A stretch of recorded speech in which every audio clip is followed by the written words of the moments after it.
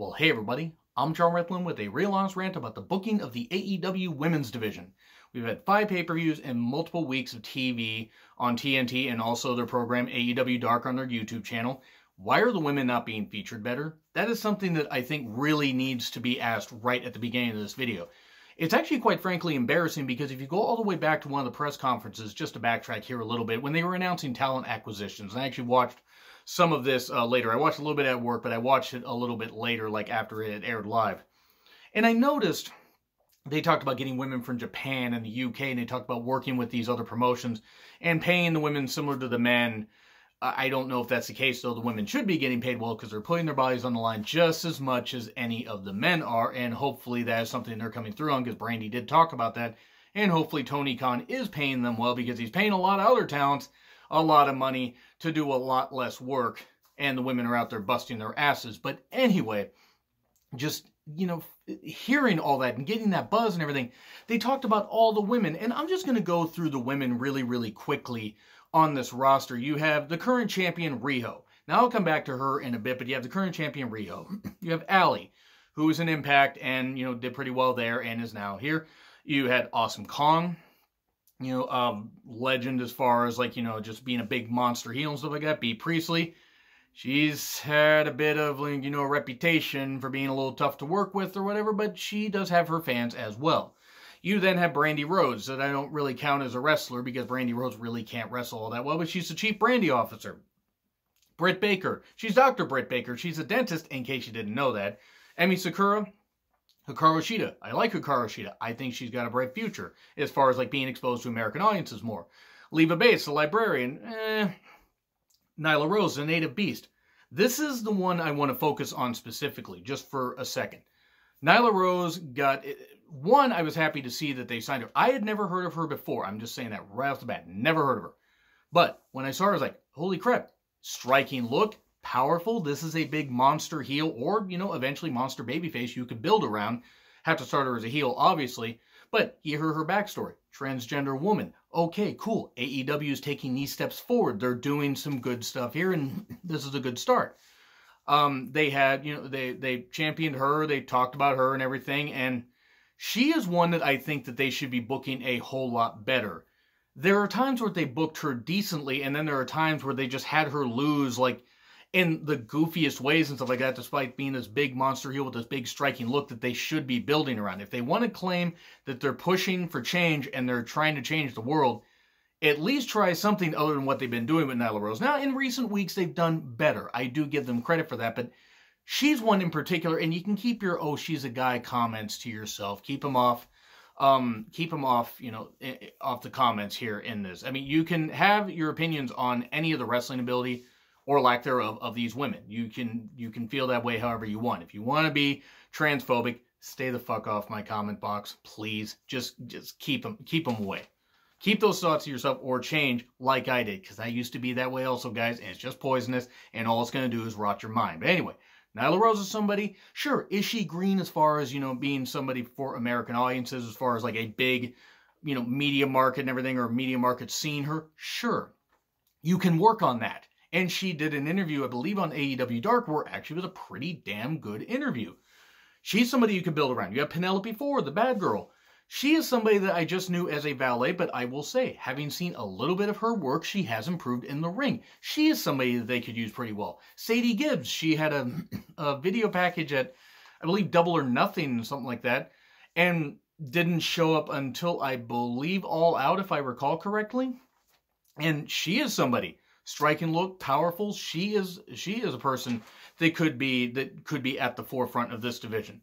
Shanna is somebody I was pretty impressed with. Now, Yuka Sakazaki, the genie girl. Okay, I like her theme. It's ridiculous.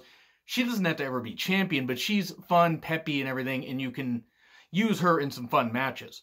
Once again, I do have to ask a question about where some people are or whatever, because I've been asking this in my head, and sometimes I've asked this in other videos, so I may be chewing my food twice, but Aja Kong, where's Aja Kong? Where the hell is she? Jamie Hayter, she was somebody that was featured in a match or two. She is somebody that I think they should try to sign up, and she's pretty damn good, at least what a little bit I saw of her.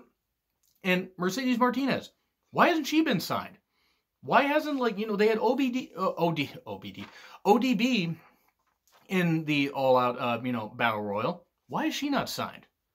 Why don't they try? I mean, Tessa Blanchard is under contract to Impact, but try to sign her. Try to sign other women that are out there. So many other women that they could use properly, because they have 13 women and Brandy Rhodes. And I'm sorry, I don't count Brandy Rhodes. Let me just go off on a little bit of a rant here on Brandy Rhodes. Is Brandy Rhodes a nice person? Probably. Sure. Okay. I'm not saying she isn't. From all accounts, I've heard she actually is really nice. But she's not a wrestler. She sucks. She's fucking rotten. Do I give her credit for coming back from a broken collarbone and trying to get back in the ring? Sure. There are wrestlers that have come back from worse. There are wrestlers that have come back from less. There are wrestlers that have quit for less.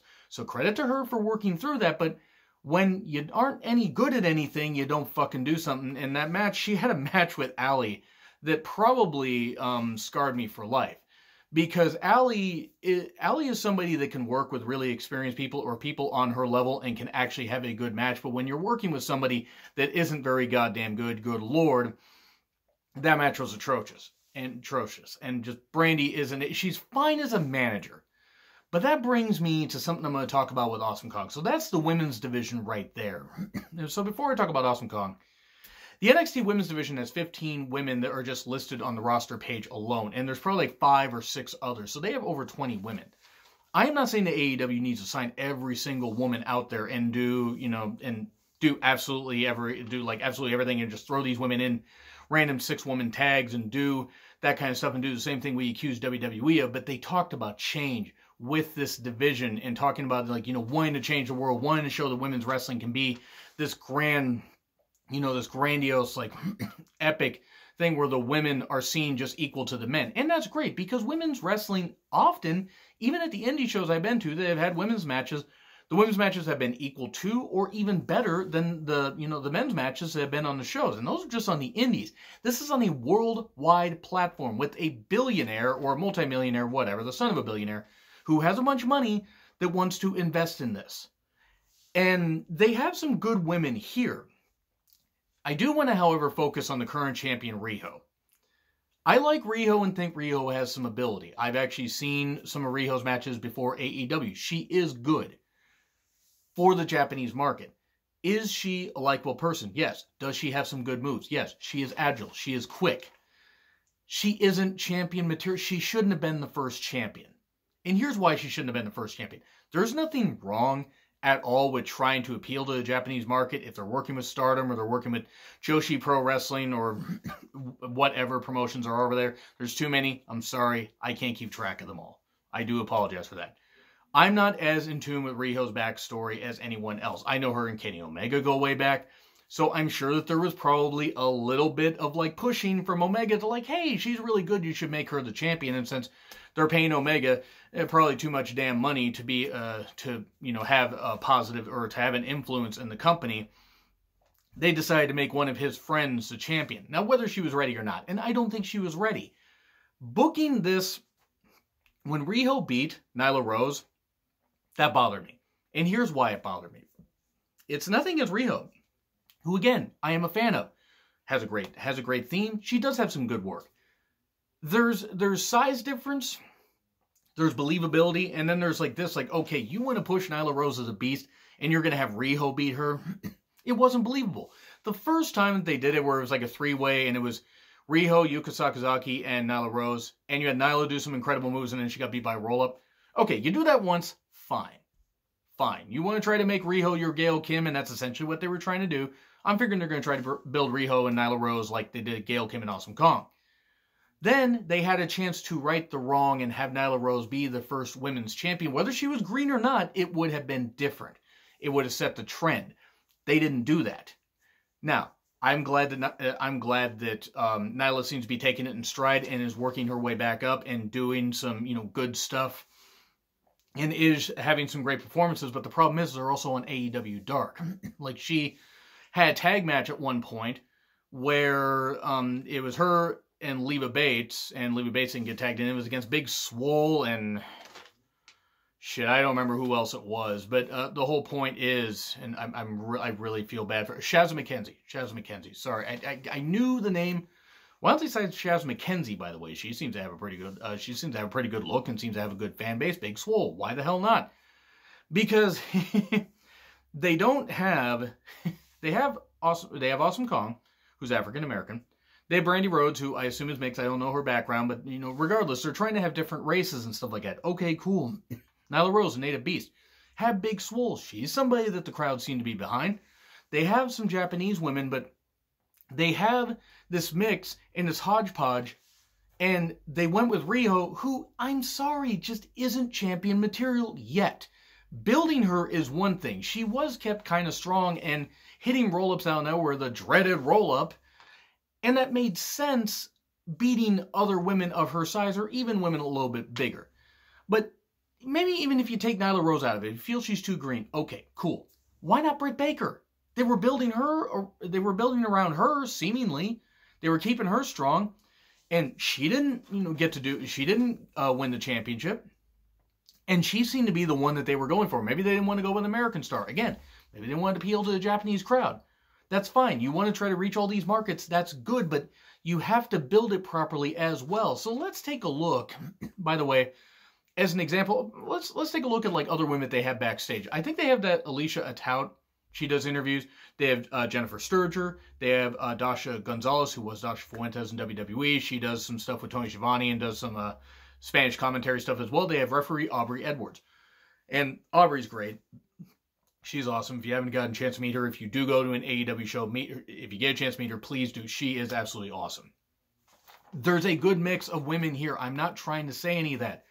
But Brandy kept hammering it into our heads that we were going to see change, that we were going to see a women's division that's changed the world. And you know what it's been so far? It's been a popcorn fart. And nothing against any of the women here. Well, except Brandy, because Brandy should not be in the goddamn ring, because Brandy doesn't belong in the goddamn ring. And I'm just going to say it, and I don't fucking care who it is. If she wasn't married to Cody, would she be an All Elite in this capacity? Probably not. Would she be an All Elite? Maybe, because I'm not going to say she doesn't work hard, and I'm not going to say she doesn't know anything about wrestling, and that she hasn't learned, and that she hasn't tried. But if I'm going to say that Stephanie McMahon is only there because of her father, if I'm going to say Triple H, by the way, is only there in the position he's in because he got married to Stephanie, then guess what? Brandy's only there because of who she's married to, at least in that position. And I'm sorry, but she comes across like a disingenuous bitch on Twitter sometimes. Now, does she get attacked for her race? Yes, and she shouldn't. That is uncalled for, and there are people doing that bullshit, and for any of the people commenting on the race and, of these particular wrestlers, that's a problem. Also, once again, Nyla Rose, you can comment on her wrestling ability. Let's just leave the whole transphobic bullshit out of here, because I don't want to fucking hear it. Brandy should not be in the ring. They're having Brandy be manager to Awesome Kong. Okay, cool. You have plenty of other women that you could bring in from all over the world, from Canadian promotions, Mexico. Don't bring in Sexy Star, for the love of God, but yes, they have to assemble their roster. It's going to take time. They announced their TNT TV deal, and they were going to have 4 pay-per-views or 4 big events, 2 pay-per-views, and then two somewhat special events and everything. Fight for the Fyter Fest and Fight for the Fallen. But okay, so they had Double or Nothing, their big pay-per-view, and they had the grand total. This is match time, not including entrances, about 25 minutes, 24 minutes, 20 seconds, on like a 4-hour pay-per-view. It was a 4-way as Britt Baker. I believe Britt Baker is the one that won that. And then 6-woman tag that Yuka Sakazaki had Riho and Aja Kong was on the other side and stuff like that. You had a good mix of women. Okay. However you feel about, maybe them appealing to the Japanese market a little bit too much. Okay, I can see what they're saying. And maybe that match should have been cut short and they should have added another women's match. Because this was their chance to really, really showcase their women's division. And the women did well. The women did the best they could. They absolutely did. I'm not going to fault, except maybe for Brandy, I'm not going to fault any of the performers here. They were doing everything they could. But then you go to Fyter Fest. We're down 3 minutes. It's Allie versus Leva Bates on the pre-show, which wasn't very good. I'm sorry, it just wasn't. And then the 3-way, which I believe was Nyla Rose, Riho, and Yuka Sakazaki. Riho and Yuka being a tag team, working on, they obviously couldn't do a women's tag team division yet unless they're going to build it with other promotions. They could be a fine tag team. Once again, Riho should not be the champion. She just shouldn't. Kenny Omega is somebody that really needs to stop doing stuff just for his friends and probably needs to focus on actually, you know, putting on a match that is as good as the one that he had with Okada. And sorry, he has not had any matches as good as the ones he's had with Okada. Now, am I going to say that Kenny Omega is not a great performer? No, I'm not going to say that. Because Kenny Omega is a great performer. He really is. Now, sometimes I stumble over my words. Sometimes maybe people can get misinterpreted. I'm not the biggest Kenny Omega fan, but I'm not his biggest detractor. I don't think that he can be the top guy, the top champion. Except maybe in All Elite, because All Elite's talent depth is not very deep. It's probably like if this is the surface and this is the bottom, it's about here. It's not very deep. And their women deserve more of a showcase. There are times I forget that certain women are even on the goddamn roster. Like, they have this Emi Sakura. Now, they had her and Riho at Full Gear, which was actually a decent show. That was actually a decent match. The show was eh. But at least they built that up and there was a bit of a story there. But they don't have very good storylines built outside of like maybe a couple. The women are just thrown out there and then trusted to get themselves over, which often with work rate you can do, but if you don't give us vignettes, if you don't give us a reason to care about these women, why the hell should we? And oftentimes, like, let's just go through the rest of these results and stuff like that. You have Fight for the Fallen, you had 26 minutes, 40 seconds. You had the tag match where Britt Baker got concussed because B. Priestley's careless. And accidents happen, but still, you had Brandy versus Allie, which really scarred me, which was just more evidence that Brandy does not need to be in the ring and Allie needs to be with somebody of her experience or better. And All Out had the most women's wrestling on any of their shows, 35 minutes. On like a 4-hour show. Now, I get it. I'm not saying I want 50-50 booking for the women. I'm not saying I want half women's matches, half men's matches. But if you're going to have 2 women's matches, like for the, the All Out Battle Royal, they had the All Out Battle Royal, which, had Mercedes Martinez and so many others and everything. And you had Jazz and you had this really good stare down. You had some good stuff in it. And they didn't do anything with it. Nyla Rose won, which she should have. She fucking should have. And then you had Riho versus Hikaru Shida, which was a good match. Hikaru Shida should have won. I would have had Nyla Rose take down Hikaru Shida, and then you could have built up where Riho might have eventually taken the title from Nyla Rose, or something like that. Build it up where you have a big monster for people to overcome, because if you give it to a babyface, then nobody's going to really buy into it. Even though Riho is getting some good reactions, I'm not saying that people can't be fans of her. That's totally fucking fine. But Full Gear, 25 minutes, Britt versus B, which was what it was. It wasn't great. B was kind of botching except for a couple moves, and B isn't really, I don't really see why Priestley is all that she's cracked up to be. Yes, that was a pun, and I'm not sorry. And then Riho versus Emi Sakura. But if you take a look at Dynamite, yes, the first TV show they did, they had Riho versus Nyla Rose, and it was a bullshit decision where Nyla Rose should have won. Regardless of how over Riho is, sometimes you got to go with something to just promote change and then do something else with it. That being said, Brandy, going back to what Brandy said, having the women mean something and everything, sometimes they're almost an afterthought. Sometimes they're just, back to vignettes, or they brawl a bit or whatever. And now Brandy's doing this thing with Awesome Kong where they're cutting off women's hair. Who gives a fucking shit? Awesome Kong is one of the best women's wrestlers that has been around in the last 20 years at least. Now, I didn't get turned on to her work until Bound for Glory 2007, but her feud with Gail Kim, her brief run in WWE. She had her stuff in Impact too, don't get me wrong. She had a return to Impact. She's done some good stuff. But take a look at what, NWA is doing with their women's division. Yeah, they only have women and only a few women. I'm not trying to dog them. They have Allison Kay, the former Sienna. She's good. She's the current champion. They have Marty Bell. Marty Bell's pretty good. They have Thunder Rosa, who I'm a big fan of. They have other women that they're kind of building up. Ashley Vox, she's wins some, loses some. And then they have jobbers and that kind of stuff and everything. But they talk about their women's division. Yes, their women's division is only about that much. But their women's champion already means more there by not having wrestled on NWA Power than AEW's champion has meant, with multiple weeks of TV. Is that Riho's fault? No, that is not Riho's fault. The problem is the vast majority of people just don't fucking believe it. There are some people that do like her, and that's great. I'm not going to say that if anybody likes her that you're wrong. But with this women's division, tell us who these women are, because if you don't fucking tell us who these women are, then Brandy, all you're doing is slapping us in the goddamn face. Not that Brandy Rhodes is ever going to watch this, but Kenny Omega, maybe worry more about being who you are, being true to who you are, and don't worry so much about working with some of these women and put on your own matches and stuff like that. They need to get other women. They need to get some women's coaches in there.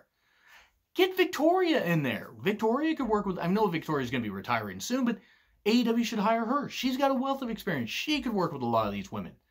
There are other, I mean, I'm sure that Emi Sakura, even though she runs her own promotion apparently back in Japan, she could work with some of these women.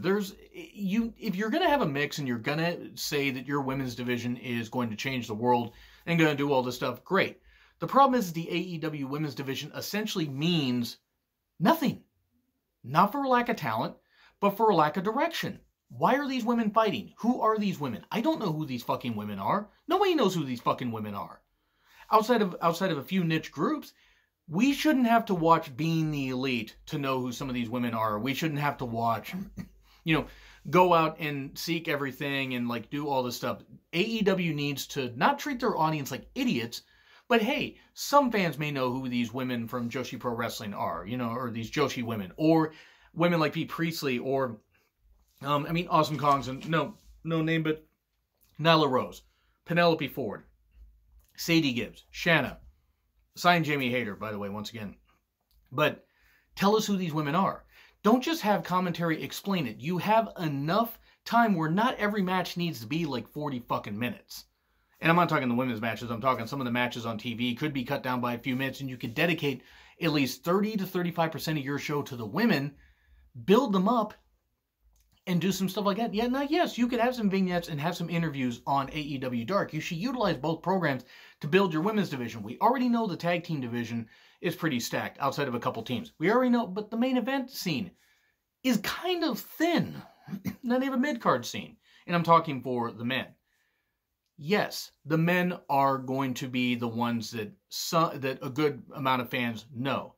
But if you don't give fans a reason to like the women, to get invested in vignettes and interviews and fiery promos in these great rivalries, and let them build and build and build and let these women tell some great stories, how the fuck are we supposed to care? It's like the NXT women's division from 2017, where pretty much, to be honest, outside of a couple things, like for a couple years, there was a lot to not really like because the women weren't being treated all that well. And that's kind of what this is now. There are times where they get a match or two on AEW, like AEW Dark. I think there was like a most recent episode where it was a few others, and that's great. I don't mind the women only getting one match on Dynamite and getting, a couple matches on Dark, but just utilize the time other than just recapping everything for the guys to tell stories, to do interviews, to do stuff, to make us invested in these women. Otherwise, who's going to give a fucking shit? Brandy needs to fucking, if she's working with the women, she needs to do better. Now, this is a tough job. I can only imagine how tough it is. And no, you cannot get every person over by having them win. There are some that have to be jobbers, and there are some that have to be pushed. But if you're just going to put them out for the sake of having matches, what the fuck's the point? Why even have a women's division? I'm not advocating that AEW gets rid of their women's division. I think it's great that they have one. But they champion this thing being game-changing. Yes, it may take time, but so far, it's almost gone backwards. It's like it hasn't advanced at all since Double or Nothing, despite the fact that many of these women are talented. Feature them well, don't just do random throwaway matches, and actually tell some stories, and then maybe the fans will start giving a shit. Or at least the vast majority of fans, because these women can do some good shit. Brandy needs to stay out of the ring forever. They need to sign a few other women or work with some other promotions. They need to build this stuff. Will it take time? Yes, it will. But it's almost like they're thinking that the fans are just going to be automatically invested just because they're all elite. Well, guess what? The all elite shine is coming off. It is time to now show that these women can do some great things. And if you don't, well, don't be upset if nobody really gives a shit and starts treating the women like piss breaks. The women's matches like piss breaks, even though the women are very talented, or at least the vast majority of them are. Leva Bates, I've never necessarily understood the appeal of, but hey, she's getting out there and she's trying. But yes, you have the bottom line is if NXT can do so much with their women's division, After not doing that much for a while, they turned it up and they have a lot of women that they could utilize. AEW has a lot of relationships with other promotions they could utilize, but if they don't do it, who's going to fucking care? So anyway, those are my thoughts on the AEW, the booking of the AEW women's division. If they don't book it a lot better, I would not be surprised if people just stop giving a shit. And that's sad because they have some talent. But I want to know your thoughts in the comments and let me know, if there are some women that you would like to see signed to AEW. Like, share, subscribe, Twitter handle in the description. I'm John Ritlin. I'll see you soon.